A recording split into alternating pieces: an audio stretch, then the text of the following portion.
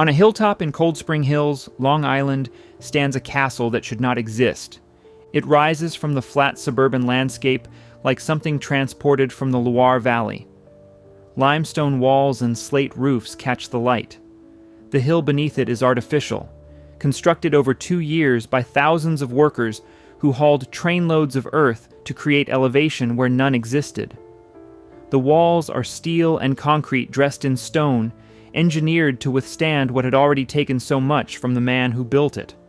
Otto Hermann Kahn completed Oheka Castle in 1919.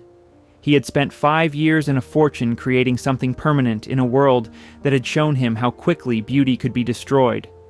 He built the second largest private residence in America, surpassed only by Biltmore. He filled it with art, music, and the most celebrated guests of the age. Then he died, and his creation began to die with him. The estate passed through hands that cared nothing for its grandeur. Sanitation workers used it as a retreat. Military cadets marched through halls where royalty had once danced. When the last institution abandoned it, vandals moved in. They stripped the copper pipes, smashed the windows, spray-painted the walls. They also tried to burn it down. More than 100 times, fires were set inside Oheka Castle during its years of abandonment. Every single attempt failed. The fireproof construction that Kahn had demanded continued to protect his creation decades after his death, long after anyone else cared whether it survived. Today, the castle has risen again. The story of how it fell and how it returned spans more than a century. It begins in Germany in 1867 with the birth of a boy who dreamed of music. Chapter 1. The Banker from Mannheim. Otto Hermann Kahn was born on February 21, 1867, in Mannheim, Germany. His father, Bernhard, had lived through revolution. In 1848, the elder Kahn had joined the failed uprising against the German monarchies, then fled to America when the authorities closed in. He returned to Germany only after the political situation stabilized, settling in Mannheim to raise a family. The Kahns were Jewish, cultured, and comfortable. Music filled their household. Young Otto took up the violin, then the cello. He showed genuine talent. For a time, he dreamed of a life on the concert stage, imagined himself performing in the great halls of Europe. His father had different plans. Bernhard Kahn had seen enough of political instability and artistic poverty to value financial security above all else. When Otto was 17, his father ended the discussion about a musical career. He secured the boy a position as a junior clerk at a bank in Karlsruhe. The aspiring musician would become a banker instead. Otto proved exceptional at his new profession. Numbers came as naturally to him as notes once had. He advanced quickly, absorbing the mechanics of finance with the same intensity he had once devoted to his instruments. At 21, he fulfilled his mandatory military service, joining the Kaiser's Hussars for 1 year. The cavalry regiment was among the most prestigious in the German military. Kahn emerged from his service with the bearing of an officer, the discipline of a soldier, and a network of connections that would serve him well in the years ahead. Deutsche Bank recognized his talents. They brought him to their Berlin headquarters, then transferred him to their London office. In England, Kahn flourished. He mastered the language until no trace of German accent remained. He studied British customs, dress, and manners until he could move through London society as if born to it. He became a naturalized British citizen. The German banker's son was becoming a man without a country, or rather, a man comfortable in any country. He could negotiate in German, charm in English, and conduct business in French. The concert halls he had dreamed of as a boy were replaced by the drawing rooms and boardrooms of European finance. In 1893, opportunity arrived from across the Atlantic. The investment firm Speyer and Company offered Kahn a position in their New York office. He was 26 years old, ambitious, and ready for the largest stage of all. New York in the 1890s was the financial engine of a nation undergoing transformation. Railroads pushed across the continent, steel mills multiplied, industries rose and fell with fortunes attached to each. The men who controlled the flow of capital controlled the future of American enterprise. Khan arrived determined to join their ranks. Within 3 years, he had made himself indispensable at Speyer and attracted the attention of the most powerful banking house in the country.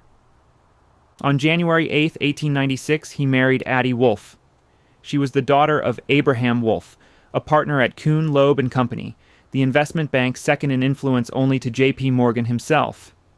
The marriage was a love match, but it was also a strategic alliance that positioned Khan at the center of American financial power.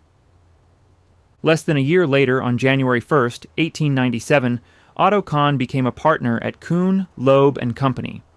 He was 29 years old. At Kuhn, Loeb Khan found his perfect partner in Edward Henry Harriman. Harriman was everything Khan was not: rough-edged, plain-spoken, American to his core. But the two men shared an understanding of railroads and an appetite for bold moves. They became so close that observers said they operated like brothers despite their opposite temperaments. Together, they reorganized the Union Pacific Railroad, transforming a bankrupt system into one of the most profitable in the nation. They restructured the Baltimore and Ohio. They took control of the Southern Pacific Railroad by railroad. They built an empire of iron and steam that stretched from coast to coast. The financial press began calling Khan the ablest reorganizer of railroads in America. His reputation grew with each successful deal.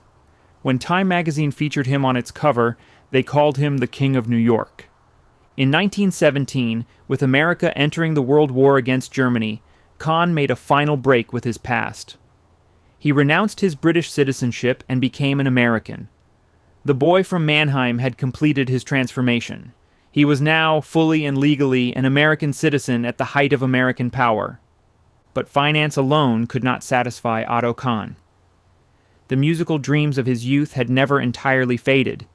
He had merely found another way to fulfill them, one that would make him as famous in the world of culture as he was in the world of commerce. Chapter 2: Patron of the Arts.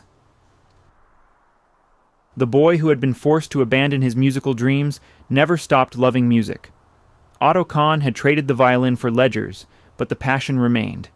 As his fortune grew, he found another way to participate in the art he cherished. He would not perform. He would make performance possible for others. The Metropolitan Opera in the early 1900s was the cultural heart of wealthy New York. To hold a box at the Met was to hold a position in society itself. The Opera House on Broadway and 39th Street glittered with diamonds and ambition every season. Yet the institution behind the glamour was struggling. Management was inconsistent. Productions were uneven. Finances remained precarious. Khan saw opportunity where others saw only entertainment. In 1903, he became a stockholder in the Metropolitan Opera Company. He did not come merely to write checks and attend premieres. He came to transform the institution. By 1907, the situation had reached a crisis.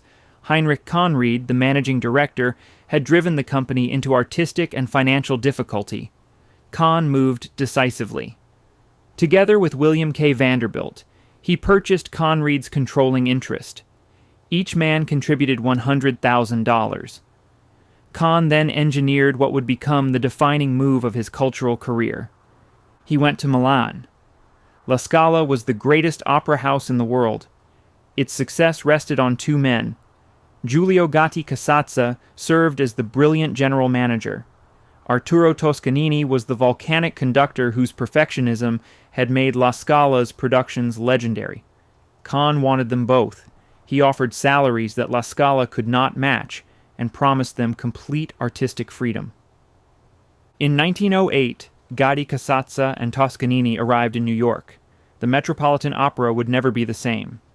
Under their leadership, with Khan's money and influence behind them, the Met became one of the premier opera companies on earth. Productions reached new levels of excellence. The world's greatest singers competed for the privilege of appearing on its stage. Khan served as chairman of the board, then as president from 1918 to 1931. By the time of his death, he owned 84% of the company's stock.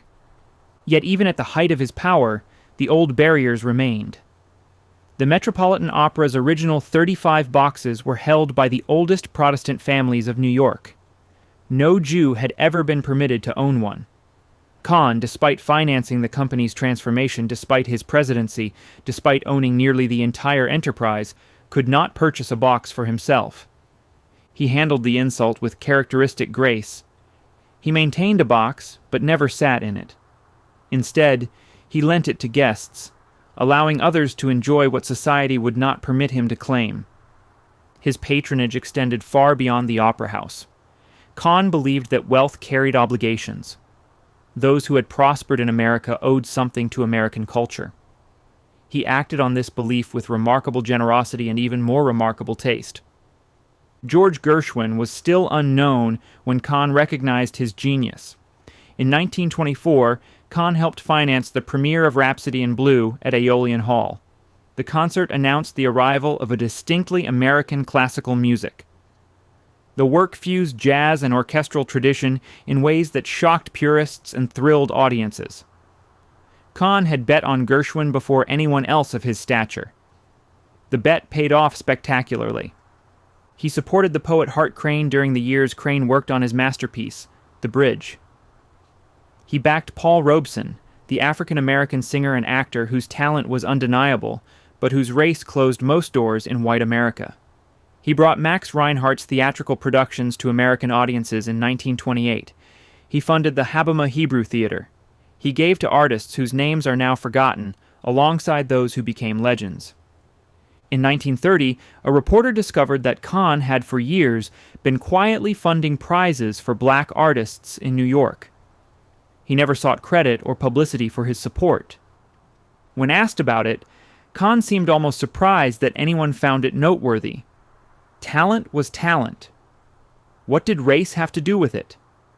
His family grew alongside his influence. He and Addie had 4 children. Maud was born in 1897. Margaret followed in 1901. Gilbert arrived in 1903. Roger Wolfe came last, in 1907.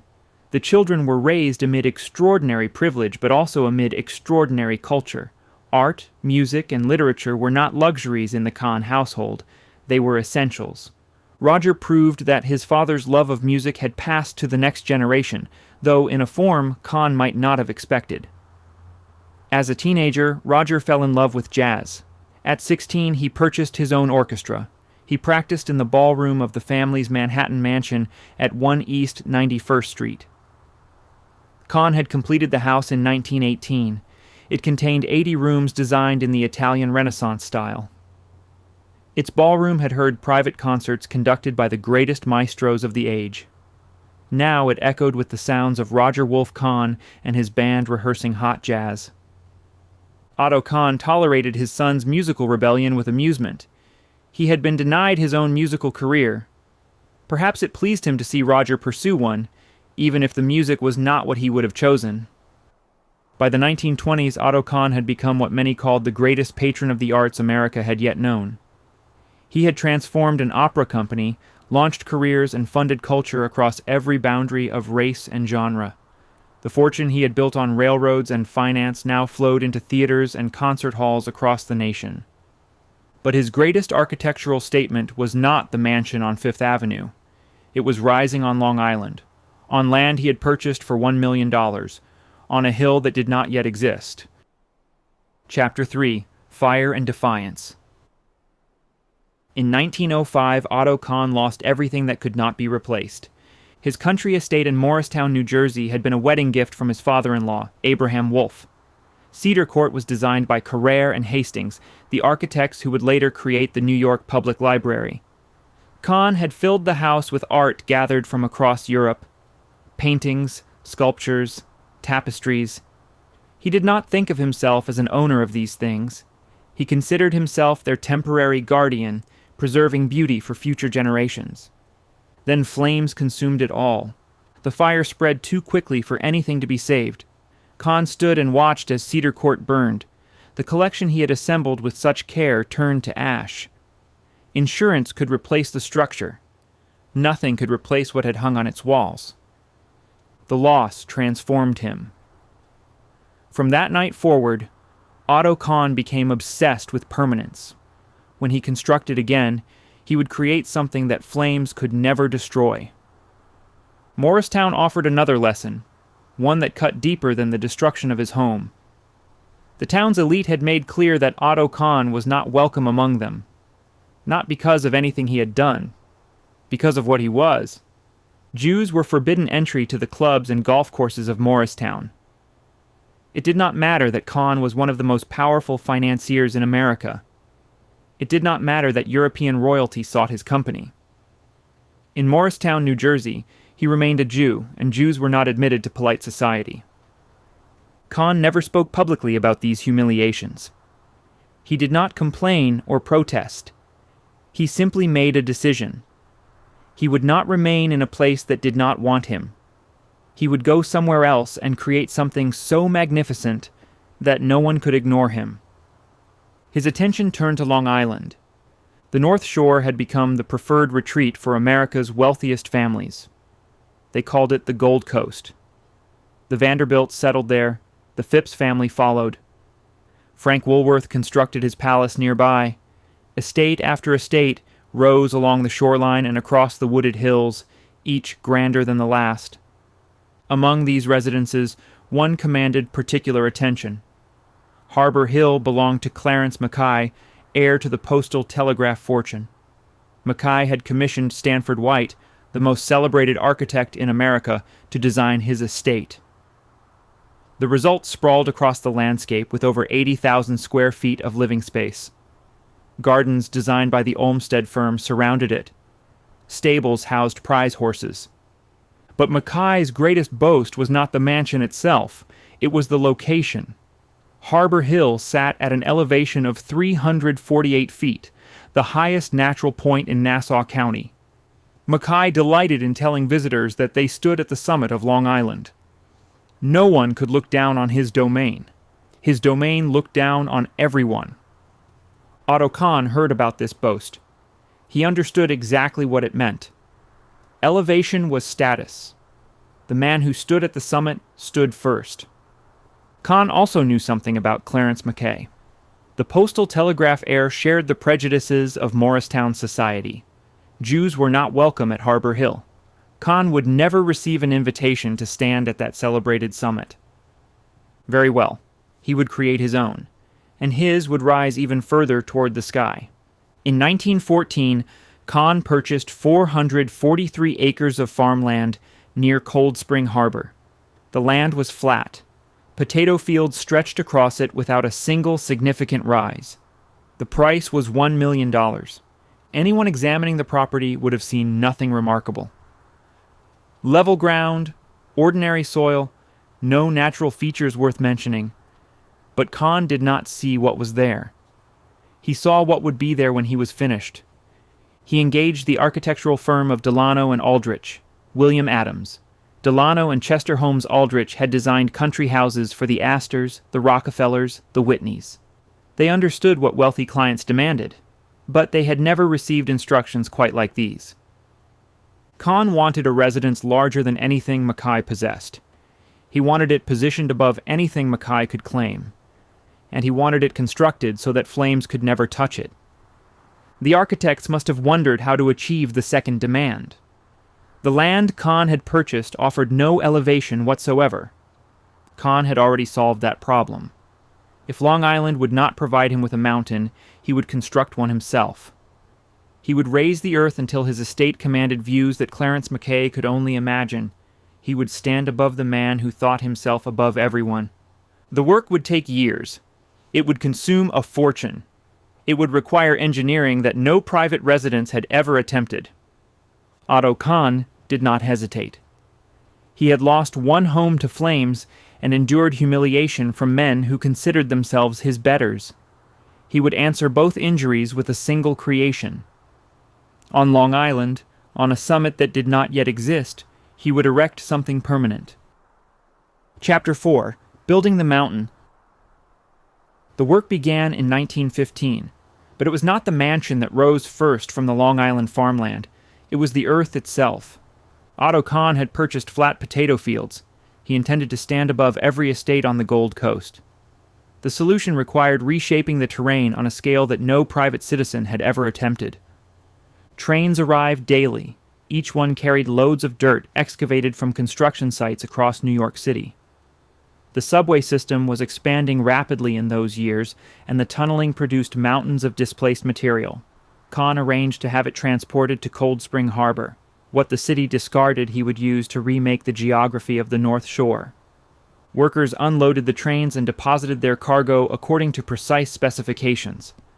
Layer upon layer accumulated. Week after week, month after month, the ground rose. Horses hauled wagons up slopes that had not existed the previous season. Steam shovels shaped the contours. Engineers surveyed the progress and adjusted the gradients. 2 full years passed before the task was complete. From 1915 to 1917, Kahn's crews labored to build what nature had not provided.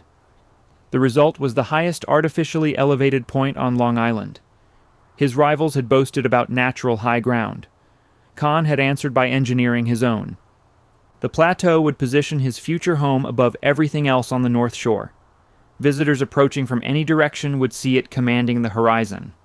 The man who had been excluded from the heights of polite society had raised a height of his own. Only now could the architects begin. William Adams Delano and Chester Holmes Aldrich had established themselves as the preferred firm for America's wealthiest families. Their client list read like a directory of the nation's elite. They had built country estates for the Astors. They had drawn plans for the Rockefellers. The Vanderbilts and Whitneys had entrusted them with commissions. No practice in America had more experience translating vast fortunes into architectural statements, yet the Kahn Commission would surpass anything they had previously attempted. This would become the largest project in their history. Kahn gave them one instruction that overrode all others. The structure must be completely resistant to flames. He had watched one home turn to ash. He would not watch another. Every material, every method, every decision must prioritize durability over economy. Cost was not a consideration. Survival was. Delano and Aldrich understood. They would draw plans for a house that combined the grandeur of a French chateau with the engineering of a modern fortress. Steel and concrete would form its skeleton. Stone would dress its exterior. The walls would reach thicknesses that seemed more appropriate for a bank vault than a country retreat. While the architects developed their drawings, Kahn assembled an exceptional team of ground shapers. The Olmsted Brothers firm would handle the surrounding acreage. Frederick Law Olmsted Jr. and John Charles Olmsted carried forward their father's legacy. The elder Olmsted had shaped Central Park. His sons now commanded the most prestigious practice of their kind in the nation. For the intimate garden spaces, Kahn engaged Beatrix Farron. She was among the founding members of the American Society of Landscape Architects and one of the few women practicing at the highest levels of the profession. Her work combined botanical expertise with artistic sensitivity. She would fashion garden rooms and contemplative spaces within the larger Olmsted framework. The property would also include a golf course. Kahn hired Seth Rayner to lay out 18 holes winding through the grounds. Rayner had trained under Charles Blair Macdonald, the father of American golf course architecture.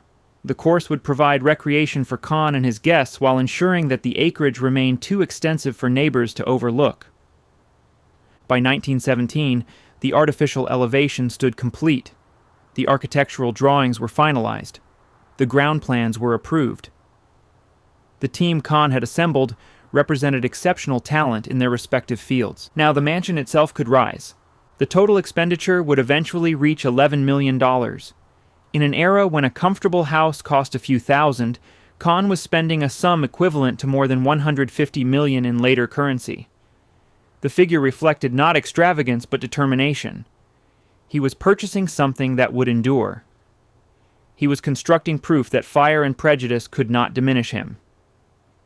Above Cold Spring Harbor, workers prepared to erect the structure that would become the second largest private home in America. Otto Kahn had reshaped the land. Now he would crown it with a palace. Chapter 5. A Fireproof Palace. Construction of the mansion began in 1917 and continued for 2 years. What rose on the artificial plateau above Cold Spring Harbor was unlike any private home America had seen. Delano and Aldrich drew their inspiration from the great chateau of the Loire Valley. The style was chateauesque, a French Renaissance revival that had become fashionable among the American elite. But where other architects used this vocabulary for decorative effect, Delano and Aldrich were building something meant to survive centuries. The skeleton was steel and reinforced concrete. No wooden beams supported the floors, no timber framed the walls. Every structural element was fireproof. Some exterior walls reached 30 inches in thickness. The mass was deliberate. Kahn wanted a fortress dressed as a palace. Stone clad the exterior. Much of it came from cobblestones pulled from New York City streets, their surfaces already weathered to suggest age. Carrara marble arrived from Italy. Terracotta blocks formed decorative elements. The combination gave the facade an appearance of European antiquity despite its modern engineering. The scale was staggering. The completed structure contained 109,000 square feet of interior space. This made it the second largest private dwelling in America, exceeded only by Biltmore in North Carolina. It remained the largest private home ever constructed in New York State. The mansion was twice the size of the White House. Inside were 127 rooms. 39 fireplaces provided warmth, though the building also featured modern heating systems. The number of rooms required a staff of 126 full-time servants to maintain. They worked in shifts to keep the household running, invisible armies ensuring that every surface gleamed and every need was anticipated. The grand staircase announced the ambition of the entire enterprise. Kahn had instructed his architects to study the Château de Fontainebleau, the French royal palace that had housed monarchs for 4 centuries. The ironwork railing that curved up through the central hall took craftsmen 2 months to complete. Every scroll and flourish was shaped by hand. The library demonstrated another technique that prioritized beauty over practicality. Its walls appeared to be paneled in rich wood, the kind of carved surfaces one might find in an English manor house. In fact, they were plaster, painted by specialists in a method called faux bois, to imitate grain and texture. Real wood could burn, painted plaster could not. Even the aesthetic choices served the obsession with permanence. Behind one section of library shelving, a hidden door led to a small chamber marked on plans as the secretary's office. Whether Kahn used this concealed room for private business or simply enjoyed having a secret space, the passage remained one of the mansion's quiet mysteries. Throughout the house, one decorative element repeated. Linden trees appeared carved into mantels, worked into metalwork, woven into fabrics. The linden was the symbol of Mannheim, the German city where Kahn had been born. In his American palace, he embedded reminders of the home he had left behind. The grounds matched the grandeur of the house. Formal French gardens spread across the slopes below the mansion. Geometric parterres of clipped hedges created patterns visible from the upper windows. 8 reflecting pools caught the sky and mirrored the limestone walls. 3 fountains provided the sound of moving water. Garden rooms offered more intimate spaces within the formal layout. Walls of greenery enclosed outdoor chambers where guests could sit in shade during summer afternoons. An amphitheater provided a setting for performances, though it would not survive later decades of neglect. Beyond the formal gardens, the golf course wound through the property. 18 holes offered guests recreation while consuming enough acreage to guarantee privacy. Tennis courts provided additional sport. An indoor swimming pool allowed exercise regardless of weather. The property even included a private airstrip. Aviation was still a novelty in 1919, but Kahn anticipated that guests might arrive by air in years to come. The landing field sat ready. The greenhouse complex was among the largest in private hands anywhere in America. Glass structures housed exotic plants, provided flowers for the house year-round, and grew produce for the kitchens. An estate of this size aimed for self-sufficiency. By 1919, construction was complete. 4 years after workers first began raising the artificial hill, the vision had become reality. The New York Times declared it the finest country house in America. Kahn gave his creation a name that encoded his own identity. He called it OHEKA, an acronym formed from the letters of his name. O for Otto, He for Hermann, K.A. for Kahn. The word looked vaguely European, suggesting old world heritage. In fact, it spelled out the ambition of a self-made man. Above the entrance, stonemasons carved the family motto, "Ever restlessly forward." The words captured something essential about the man who had commissioned this place. Otto Kahn never stopped moving, never stopped building, never stopped reaching for the next achievement. The house itself was proof of that relentless drive. The palace stood ready. Now it needed guests worthy of its grandeur. Chapter 6. Jazz Age Splendor. Oaxaca was completed in 1919. The timing could not have been more fortunate. The war had ended. Prohibition had begun, though it would prove more performance than reality among the wealthy. The economy was surging. A decade of excess was about to unfold, and Otto Kahn had just finished building the perfect stage for it. The mansion became the Kahn family's summer residence. Addie and the children spent the warm months there, escaping the heat of Manhattan. Otto commuted from the city, arriving on weekends to find his palace filled with guests and alive with activity. The parties at Oaxaca became legendary. Orchestras played in the ballroom, while couples danced beneath crystal chandeliers. Dinners seated 50 or more guests at tables glittering with silver and crystal. Each visitor was assigned a personal valet for the duration of their stay. The staff of 126 worked in seamless coordination to ensure that every need was met before it was spoken. The guest lists read like a census of international celebrity. European royalty crossed the Atlantic and made their way to Cold Spring Harbor. Heads of state accepted invitations. The titans of American industry came to see what their peer had created. Hollywood discovered Oaxaca. The film industry was young and hungry for sophistication, and Kahn offered access to a world most actors had only pretended to inhabit. Charlie Chaplin became a frequent visitor. The little tramp on screen was a witty conversationalist at dinner, and he and Kahn developed a genuine friendship. Harpo Marx brought his particular brand of chaos to the formal gardens. Douglas Fairbanks, the swashbuckling star of adventure films, found himself surrounded by the real wealth his characters often pursued. Musicians and composers who had benefited from Kahn's patronage in the city now visited him in the country. Artists whose careers he had supported arrived for weekends that stretched into weeks. The ballroom that had been designed for formal occasions echoed with jazz as readily as with waltzes. Yet amid all the glamour, Oaxaca also hosted more intimate celebrations. In the 1920s, Maud Kahn became the first bride to marry at her father's estate. The ceremony took place in the grand ballroom, beneath the same chandeliers that had illuminated countless parties. The wedding established a tradition that would continue long after the Kahn family departed. Oaxaca would become famous for weddings, though no one could have predicted that during Maud's celebration. The estate attracted attention beyond its guest lists. Writers and artists who never received invitations nonetheless knew about the palace on the hill. The North Shore of Long Island had become a landscape of wealth and spectacle, and novelists found rich material in its excesses. F. Scott Fitzgerald lived in Great Neck during the early 1920s, just miles from the great estates of the Gold Coast. He attended parties at mansions much like Oaxaca. He observed the mixture of old money and new, the desperate pursuit of status, the hollow glitter beneath the champagne bubbles. In 1925, he published The Great Gatsby. Fitzgerald's novel described a mysterious millionaire named Jay Gatsby who built a colossal mansion on Long Island's North Shore. Gatsby threw lavish parties hoping to attract the attention of a woman from his past. The house was a stage set for longing and illusion. Literary historians have debated which real estate inspired Gatsby's fictional mansion. Several candidates exist along the Gold Coast. Oaxaca has always been among the leading possibilities. The scale, the location, the theatrical grandeur, the sense of a self-made man announcing his arrival through architecture.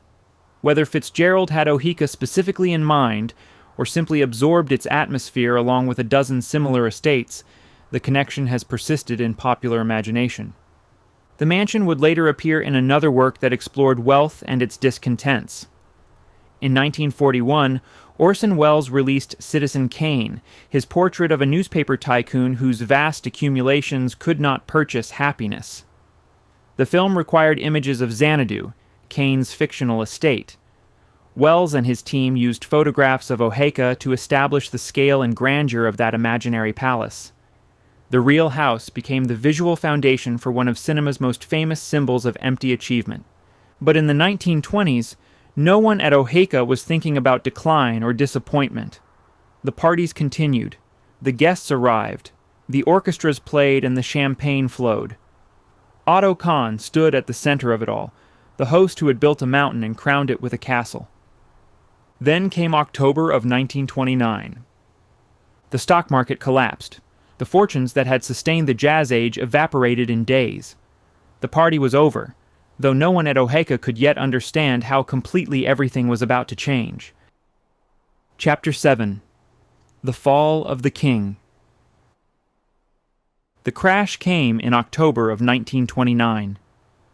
In a matter of days, the prosperity of the decade evaporated. Fortunes that had seemed permanent vanished into panic and paper losses. The men who had ruled Wall Street found themselves scrambling to survive. Otto Kahn was among them. The exact scale of his losses remains uncertain, but contemporary accounts placed the figure above $50 million. The resources that had funded opera companies and artists, that had raised a mountain and built a palace upon it, shrank dramatically. For 3 consecutive years, 1930 through 1932, Kahn paid no federal income tax. There was no income to tax. He was not ruined. Men of his position rarely were, even in the worst of times. But the limitless means that had characterized his life were suddenly limited. The parties at Oaxaca persisted, though perhaps with less abandon. The patronage persisted, though perhaps with more caution. The man who had never counted costs now had to consider them. Then came the investigations. The United States Senate wanted answers. How had the system failed so catastrophically? Who bore responsibility for the millions of Americans who had lost their savings, their homes, their futures? A series of hearings convened to examine Wall Street, and the men who had profited most were called to testify. Ferdinand Pecora led the questioning. The son of Italian immigrants, Pecora had worked his way up through the New York legal system to become the chief counsel of the Senate Banking Committee. He was relentless, methodical, and unimpressed by status or reputation. Banker after banker wilted under his examination. Secrets emerged. Reputations crumbled. In 1933, Otto Kahn took his seat before the committee. He faced 4 days of testimony. The questions probed his dealings, his compensation, his role in the structures that had collapsed. The atmosphere was hostile. The public blamed men like Kahn for their suffering. Kahn responded with the grace that had always distinguished him. He did not evade or dissemble. He explained complex arrangements in terms the senators and the public could understand. He acknowledged failures without groveling. He defended his industry without arrogance.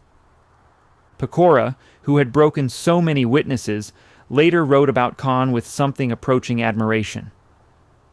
No suaver, more fluent, and more diplomatic advocate could be conceived, he observed. Kahn had navigated the hearings better than almost anyone who appeared before them. His standing, unlike so many of his peers, survived intact.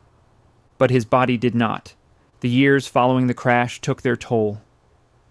Kahn had always driven himself relentlessly. Now he was 66 years old, exhausted by crisis and investigation, his physical strength beginning to fail. Physicians diagnosed arteriosclerosis.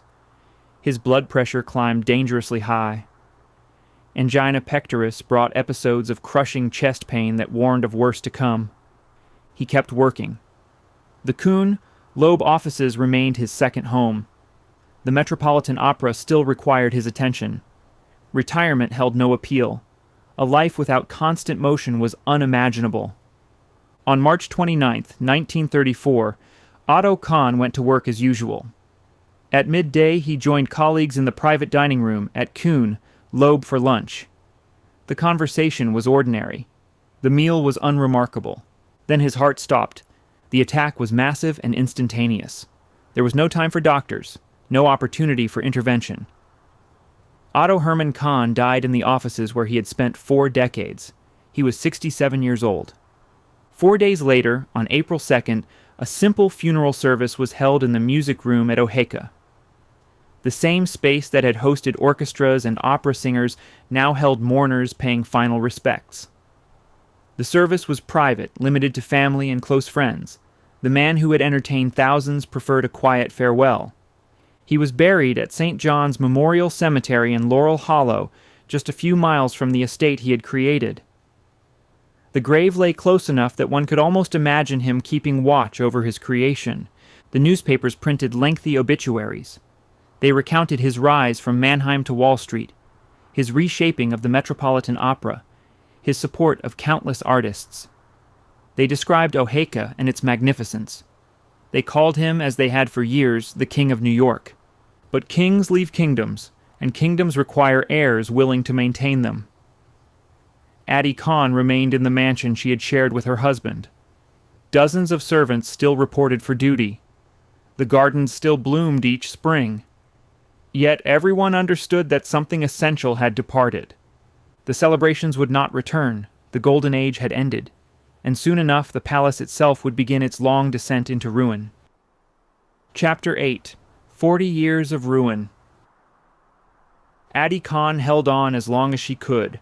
5 years after her husband's death, the reality of maintaining Oheka without his income became impossible to ignore. The staff had dwindled.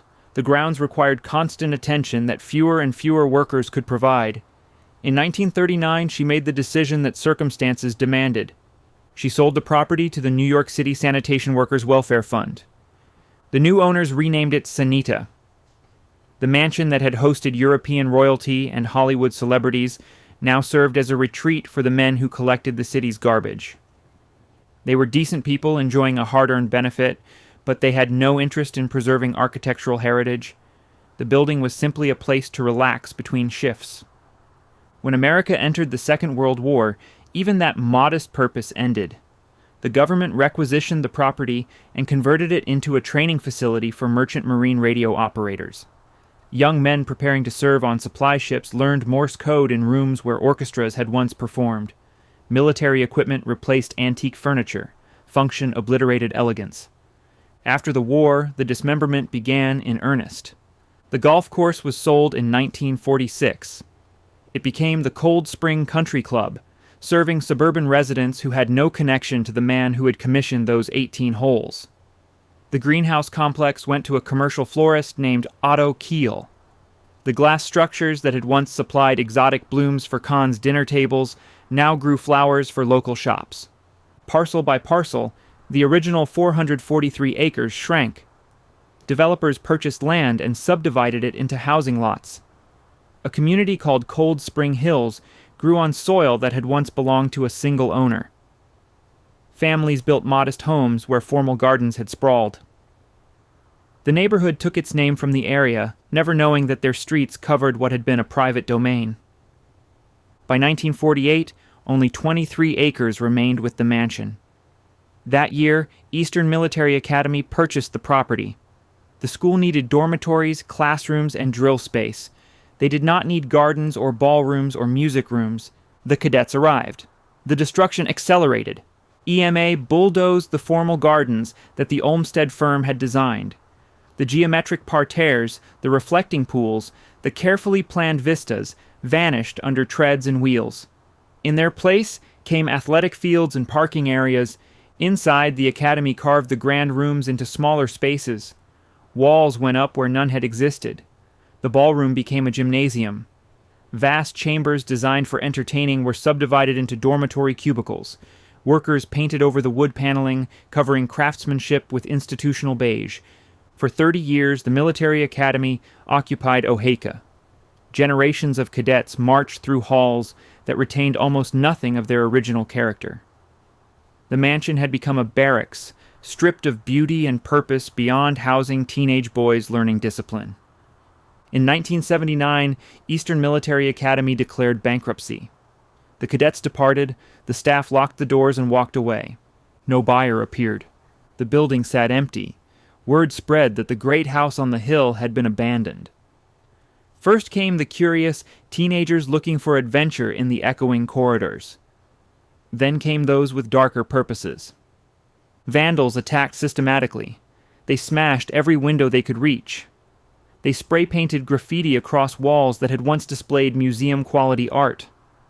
They tore doors from hinges and carried them away. Scavengers stripped the copper pipes and sold them for scrap. They ripped out electrical wiring. They took anything that could be converted to cash. Squatters moved into the shell. Homeless people and drifters found shelter in rooms that had once required personal valets. They built fires for warmth, not caring about the damage. The floors accumulated debris and filth. And then came the arsonists. Over the next 5 years, more than 100 attempts were made to burn Oheka to the ground. Some were set by vandals seeking destruction for its own sake. Others may have been arranged by those who wanted the eyesore removed, the land cleared for development. The fires were set in different locations, at different times, using different methods. Every single one failed. The steel frame that Delano and Aldrich had specified refused to yield. The concrete walls that Kahn had demanded would not ignite. The fireproof construction that had seemed excessive in 1917 proved essential in 1980. Fire after fire burned itself out against materials designed to resist exactly this assault. Otto Kahn had built Oheka because he had watched Cedar Court burn. Decades after his death, his obsession with permanence saved his creation from the flames he had always feared. By 1984, the mansion stood gutted but intact. No windows remained. No doors hung in their frames. No pipes carried water. No wires carried electricity. Graffiti covered every reachable surface. The smell of decay permeated the structure. Local residents debated what to do. The Cold Spring Hills Civic Association argued for preservation. They saw historical value in the ruin, potential in the bones of the building. Others wanted demolition. The wreck attracted crime and lowered property values. Tear it down, they said. Build something useful. The mansion waited, empty and silent, for someone willing to see past the devastation. Chapter 9. A Developer's Obsession. Gary Melius grew up in Queens, far from the mansions of the Gold Coast. As a teenager, he worked as a bowling alley pin setter. Later, he assisted a plumber, learning a trade that seemed likely to define his future. Nothing in his early life suggested he would one day own one of the largest private residences in America. But Melius had drive that outpaced his circumstances. He moved into real estate development on Long Island, learning the business deal by deal.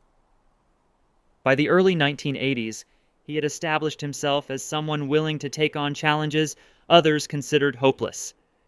In 1984, he heard about Oheka. The building had sat vacant for 5 years. Local residents had grown accustomed to the hulk on the hill, visible from roads throughout Cold Spring Hills. Some wanted it demolished. Others hoped someone might save it. No one seemed willing to try. Melius drove out to see it. What he found shocked even a man accustomed to distressed real estate. The place looked like something from a horror film. Every window gaped open. Doors had been ripped from their frames. Graffiti covered the walls inside and out. The floors were buried under years of accumulated garbage. Water had warped surfaces and encouraged mold. The smell was overwhelming. He walked through room after room, stepping over refuse, ducking under sagging ceilings. The scope of the wreckage seemed total. Any rational assessment would have concluded that demolition was the only sensible option. The cost of bringing it back would surely exceed the value of the finished product. Melius bought it anyway.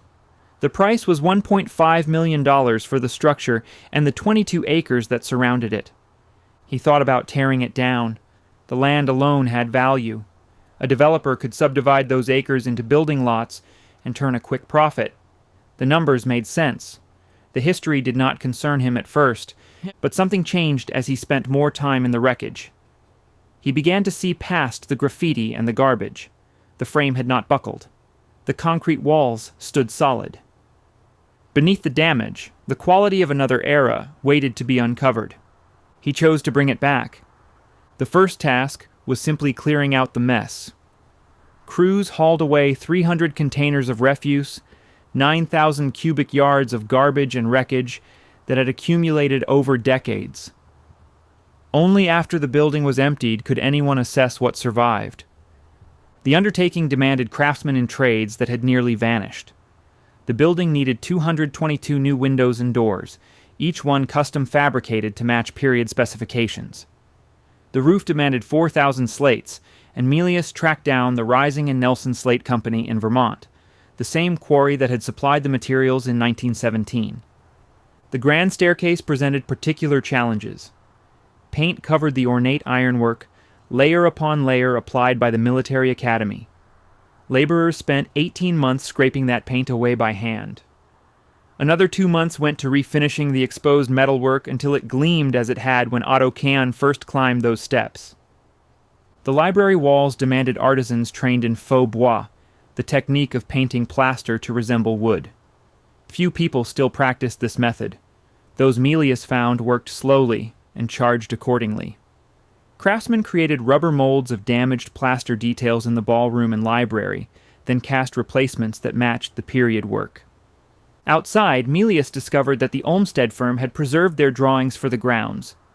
Using these plans as guides, crews recreated the formal gardens that the military academy had bulldozed. They planted 2,505 boxwood shrubs to bring back the geometric patterns. They rebuilt the reflecting pools and repaired the fountains. On May 7, 1987, Oheka hosted its first wedding since the Kahn era. A bride and groom exchanged vows in the ballroom. The event proved that the building could function as a venue, that people would pay to celebrate in a space with such history and elegance. Then, financial pressure forced a painful decision. In 1988, Melius sold to Hideki Yokoi, a Japanese businessman, for $22.5 million. The profit was substantial, but Melius had not finished his work. He watched from a distance as others controlled what he had salvaged. The Yokoi ownership proved troubled. Legal disputes arose. In 1998, the holding passed to Yokoi's daughter and son-in-law following a lawsuit. They struggled to maintain it properly. The revival that Melius had begun showed signs of stalling. Melius negotiated his return. First, he secured a lease to operate the venue. Then, in 2003, he reacquired full control. The exact price stayed private, but reports placed it around $30 million. He had sold for $22 million and bought back for $30. The financial logic made no sense unless saving the place mattered more than profit. He established Friends of Oheka, a non-profit organization dedicated to continued preservation. The work resumed. By the time he finished, Melius had invested more than $40 million. It stood as the largest private residential renewal in American history. The family moved into the third floor. Gary Melius and his wife occupied the same rooms where Otto and Addie Kahn had once slept. Nearly a century after the builder's death, someone again called Oheka home. The effort reached 85% completion. Some spaces awaited funds or craftsmen, but the building had returned to life. The vision that Otto Kahn had realized and that decades of neglect had nearly destroyed now stood ready for its next chapter. Chapter 10. The Castle Reborn. The weddings came first by the dozens, then by the hundreds. Word spread through Long Island, and beyond that something special had returned to Cold Spring Hills. Brides who dreamed of fairy tale settings discovered a genuine chateau waiting for them. The ballroom where Maud Kahn had exchanged vows in the 1920s now hosted ceremonies nearly every weekend. The grounds that workers had painstakingly rebuilt provided backdrops for photographs that looked like scenes from a distant age. By the 2000s, Oheka was hosting approximately 200 celebrations each year. The site fee alone exceeded $15,000. Couples paid between $395 and more than $1,000 per night to stay in one of the 32 guest rooms and suites. The accommodations carried names that honored what had come before. The Gatsby Suite, the Olmsted Suite, the Carnegie Suite. Television ranked Oheka the most unforgettable venue in America. The designation drew more attention, more bookings, more revenue. The structure that had nearly been demolished was now generating millions annually. Celebrity couples discovered the appeal. In 2009, Kevin Jonas of the Jonas Brothers wed Danielle DeLisa in the formal gardens. The ceremony made entertainment news across the country. The following year, an even more prominent couple arrived. Anthony Weiner, then a congressman from New York, wed Huma Abedin, a senior aide to Hillary Clinton. Former President Bill Clinton officiated. The guest list read like a directory of Democratic Party power. Football Hall of Famer Curtis Martin chose Ohika for his ceremony. Joey Fatone of NSYNC did the same. Television journalist Megyn Kelly exchanged vows there. Singer Brian McKnight selected the ballroom for his celebration. Each event generated publicity that no advertising budget could have purchased. Hollywood arrived as well, though now the crews came to shoot rather than to party. The USA Network series Royal Pains used Oheka as the fictional Shadow Pond estate from 2009 through 2016. Viewers across America watched the property every week without knowing its true origins. In 2014, Taylor Swift shot her music video for Blank Space at Oheka. The song became one of the biggest hits of the year, and the video accumulated billions of views. Swift played a vengeful lover, destroying a luxurious home that belonged to her unfaithful boyfriend. She smashed paintings and attacked cars while the estate provided the backdrop. For millions of young viewers, Oheka became synonymous with dramatic opulence and romantic betrayal. The HBO series Succession used Oheka for its second season. The show about a dysfunctional media dynasty needed locations, suggesting corporate intrigue and family conflict. The house that Otto Kahn had constructed to display his achievements now portrayed fictional billionaires and their troubles. Official recognition followed commercial triumph. In 2004, Oheka was added to the National Register of Historic Places. The designation acknowledged both the architectural significance and the cultural heritage that the property represented. In 2011, it joined Historic Hotels of America, placing it among the most distinguished lodging properties in the country. Gary Melius had achieved something that seemed impossible in 1984. The wreck he had purchased for less than $2 million was now valued at nearly $100 million. The property that arsonists had attacked more than 100 times stood more handsome than it had been in decades. Then violence found its way to Cold Spring Hills. On February 24, 2014, Melius walked out a side door around noon. He was heading to meet Al D'Amato, the former United States Senator, for lunch. A vehicle sat in the parking area. Someone had been waiting inside it for more than 2 hours. A masked gunman opened fire through the driver's side window. A bullet struck Melius in the head.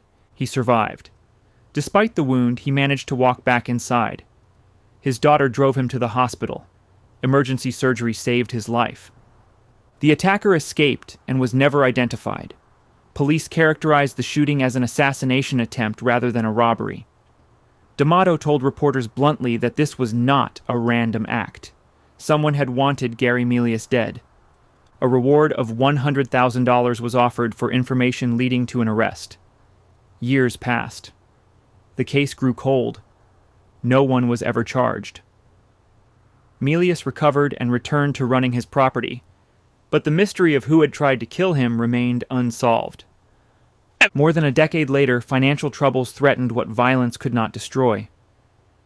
On July 31, 2025, Oheka filed for Chapter 11 bankruptcy protection. Court documents listed $63 million in liabilities against $93 million in assets. The filing aimed to prevent foreclosure and allow the business to reorganize. The future remains uncertain as these words are written. Whether Melius will retain control, whether new owners will emerge, whether the property will continue hosting celebrations or find some other purpose, no one can say. What can be said is that Oheka has already defied every force that sought to destroy it. Fire could not consume it. Neglect could not crumble it. Vandals could not wreck it beyond repair. An assassin could not kill the man who saved it. Financial pressure has tested it before and been overcome.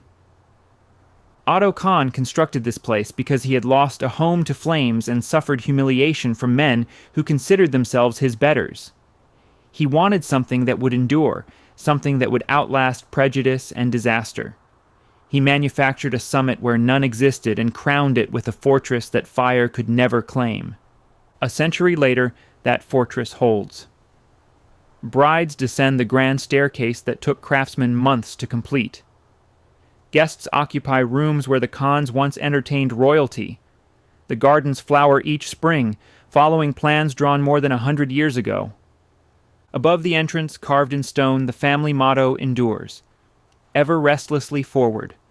Otto Kahn never ceased building, never ceased reaching, never ceased proving what will and vision could accomplish. Neither has his creation.